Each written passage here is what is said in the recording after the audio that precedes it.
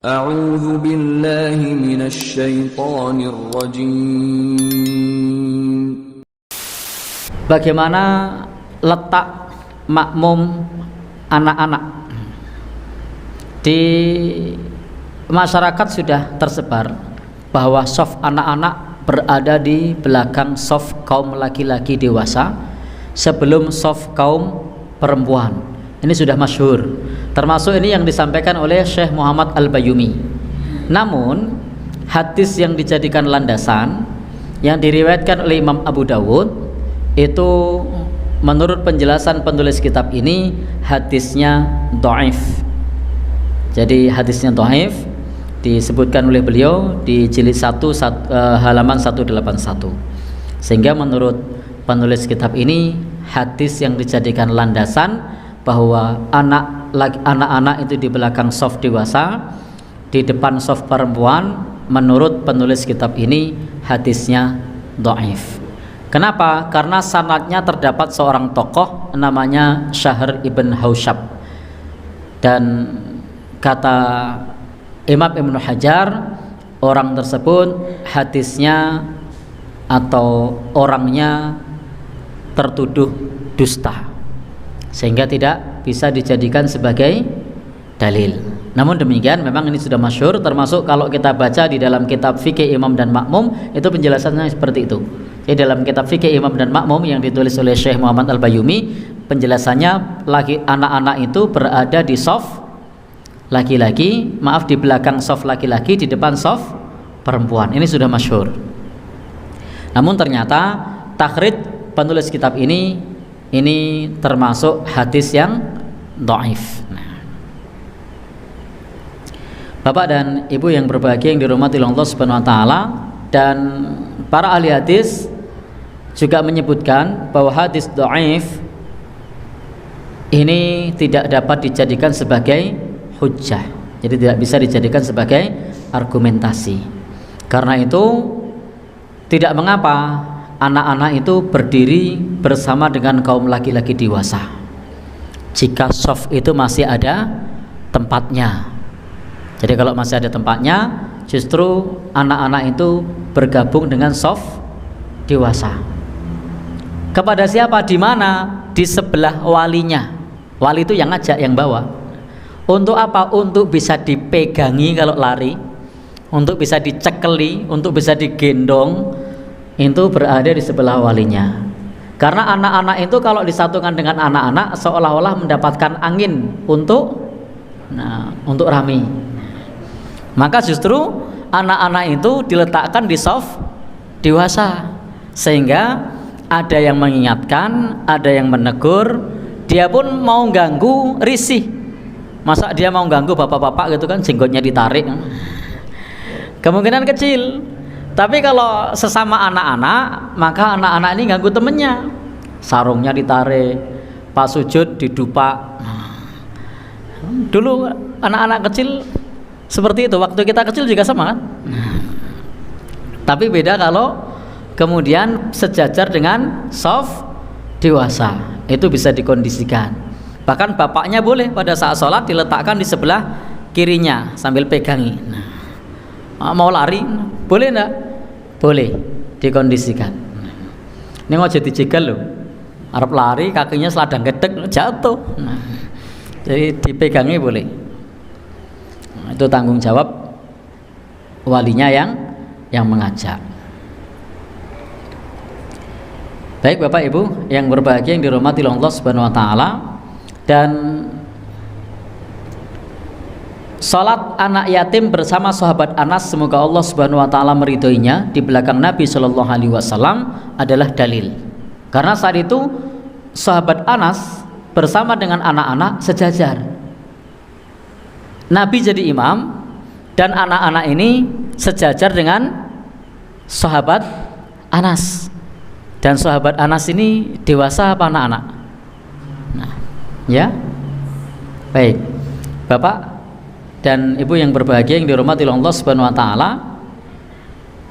sahabat Anas itu waktu itu masih anak-anak.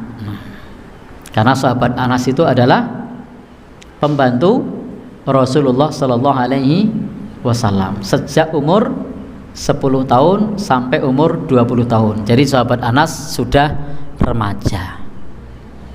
Ini salah satu dalil. Baik Bapak dan Saudara yang berbahagia yang dirahmati oleh Allah Subhanahu wa taala, anna jaddatahu Mulaikah, bahwasanya neneknya Mulaikah da'at Rasulullah sallallahu alaihi wasallam li ta'amin sana'athu, mengundang Rasulullah sallallahu alaihi wasallam untuk menyantap makanan yang dibuatnya. Jadi Rasul dulu sering dapat undangan makan. Ini menunjukkan kalau ada undangan makan, kalau memang tidak ada udzur, hadir. Kalau ada udzur tidak hadir tidak apa-apa. Seperti saya yang pabrik gula, itu kalau undangan makan saya tidak mesti hadir karena perlu kontrol karbohidrat, perlu kontrol. Sehingga mohon maaf kalau teman-teman sering ngajak bakmi, saya sering tidak hadir, itu bukan karena tidak mau, tapi dalam rangka menjaga kesehatan. Ada udzur kesehatan. Tapi teman-teman yang sehat-sehat semua ini kalau ada undangan ya hadir. Ya, hadir. Fa'akala minhu, maka Nabi Shallallahu alaihi wasallam pun makan.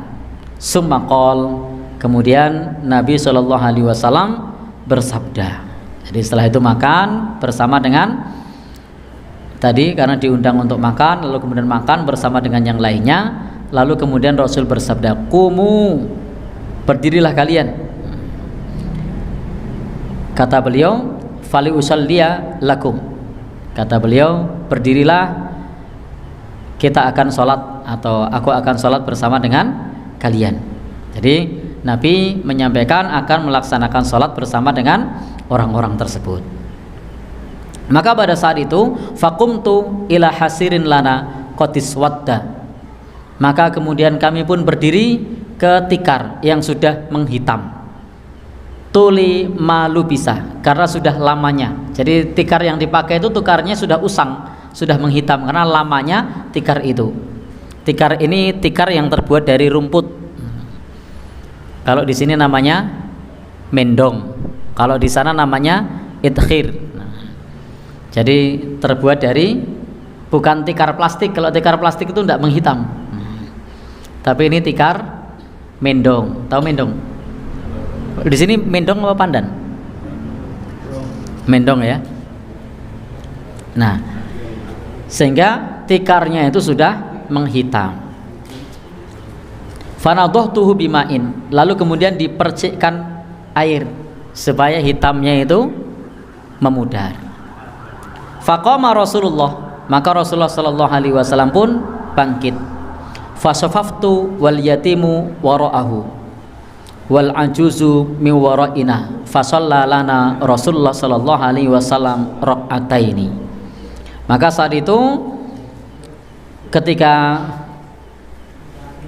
tikarnya sudah dibersihkan, Rasulullah sallallahu alaihi wasallam berdiri dan sahabat Anas bersama dengan anak-anak yatim di belakang beliau. Jadi sahabat Anas bersama dengan anak-anak yatim di belakang beliau, sementara para perempuan di belakangnya. Dan Rasulullah Shallallahu Alaihi Wasallam melaksanakan sholat 2 rakaat. Kemudian beliau pergi. Ini hadis yang menjelaskan kepada kita tidak mengapa seorang remaja berarti didampingkan dengan anak-anak. Dan Anas ini sudah balik ya. Baik Bapak dan Saudara, menunjukkan bolehnya soft itu antara orang dewasa dengan anak-anak dicampur menjadi satu. Seandainya anak-anak itu memiliki soft sendiri sebagaimana kaum perempuan, niscaya sahabat Anas saat itu membuat soft sendiri, karena sahabat Anas sudah balik, sudah menginjak usia dewasa. Tetapi ternyata sahabat Anas berdiri sejajar dengan anak-anak yatim, kemudian baru perempuan. Maka ini dalil bahwasanya soft anak-anak itu bersejajar atau bersama dengan soft orang dewasa. Dan pengalaman saya ketika di bulan Ramadan itu shaf yang meletakkan anak-anak sejajar dengan orang dewasa diampu oleh walinya, itu suasananya lebih kondusif dibandingkan yang anak-anak diletakkan di belakang atau apalagi anak-anak dipisah. Jadi di sini orang dewasa, di sebelah anak-anak, itu yang bagian anak-anak tuh kayak pasar bubrah. Ya, karena anak-anaknya kumpul semua. Jadi bapak-bapak di depan, anak-anaknya di tengah. Tengah itu masya Allah, wes suaranya rakaruan. Tapi kalau yang anak-anaknya ini diapit oleh orang dewasa, itu jauh lebih tenang, lebih kondusif. Itu saya mengamati ketika di bulan Ramadan. Enggak tahu kalau di sini gimana, karena saya di sini jarang melihat anak-anak meskipun di bulan Ramadan. Jadi anak-anaknya tidak terlalu banyak. Gimana? Baik. Bapak dan saudara yang berbahagia yang dirahmati Allah Subhanahu wa taala, kalau yang anak-anaknya banyak itu terasa. Kalau di sini anak-anaknya tidak terlalu banyak dan anak-anaknya berbaur dengan yang dewasa. Saya lihat di sini tidak ada tempat khusus. Kalau tempat khusus mungkin ya nampak, atau pas Jumatan di sebelah ini mungkin nampak ramai. Tapi kalau di apit yang dewasa itu lebih bisa dikondisikan.